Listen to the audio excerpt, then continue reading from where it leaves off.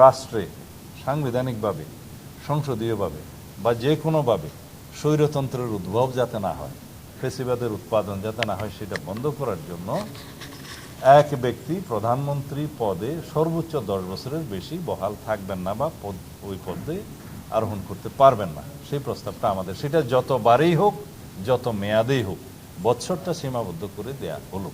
তো এইখানে আমাদের সেই প্রস্তাবের সাথে আমাদের একটা শর্ত ছিল।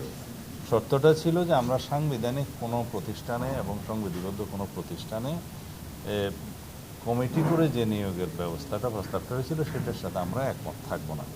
তবে পরবর্তীকালে আমরা আলাপ আলোচনা করে এবং আমরা উপযুক্ত বিবেচনা করেছি যে জাতীয় নির্বাচন কমিশনের গঠনটা সাংবিধানিকভাবে সংবিধানে যেন গঠন প্রক্রিয়াটা উল্লেখ থাকে। আইন তো আছে, কিন্তু সেই কমিটি, আপনারা নিশ্চয়ই ইতিমধ্যে সিদ্ধান্ত তো পেয়েছেন যে নির্বাচন কমিশন স্বাধীনভাবে যাতে নিযুক্ত হয়, নির্বাচন কমিশন যাতে নির্বাহী বিভাগের প্রভাবমুক্ত থাকে, সেই হিসাবে বিরোধী দল, সরকারি দল এবং জুডিশিয়ারির একজন সহ সেই কমিটি, তারা নির্বাচন কমিশন গঠন করবেন। তবে তাদেরকে সহায়তার জন্য সাচিবিক কার্যক্রমের জন্য আর একটা সার্চ কমিটি গঠিত হবে। সার্চ কমিটিটা অনেকটা স্পিকারের অফিস থেকেই সেই সাচিবিক দায়িত্বটা পালন করবে। তারা সারা দেশ থেকে নাম প্রস্তাব করবেন, জনগণ সেখানে নাম প্রস্তাব করতে পারে, সমাজের বিভিন্ন শ্রেণী পেশার লোক এবং রাজনৈতিক দল প্রস্তাব করবে, রাজনৈতিক দলসমূহ প্রস্তাব করবে। সেই নামগুলোর থেকে শর্ট লিস্টিং করে, স্ক্রুটিনি করে তারা সেটা ওই সর্বোচ্চ কমিটির কাছে প্লেস করবে। এবং সেই সাংবিধানিক কমিটিটা যারা নির্বাচন কমিশন নিয়োগ করবেন, নির্বাচন কমিশনের সদস্য এবং প্রধান নির্বাচন কমিশনদের নিয়োগ করবেন, সেই কমিটির কাছে প্লেস করবে।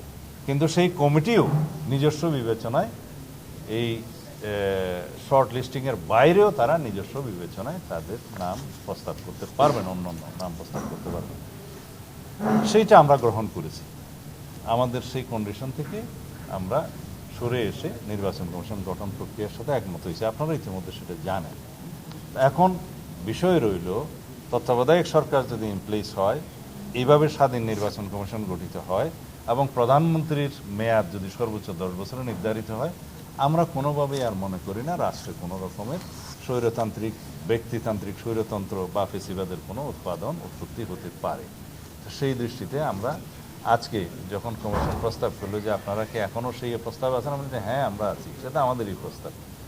তো সেইটাও আজকে হয়তো আপনাদেরকে জানাতে পারে যে ঐকমত্য কমিশন, যে প্রধানমন্ত্রীর মেয়াদ যতবারই হোক, যত মেয়াদেই হোক, সর্বোচ্চ 10 বছরের বেশি কোনো ব্যক্তি প্রধানমন্ত্রীর পদে থাকতে পারবেন না।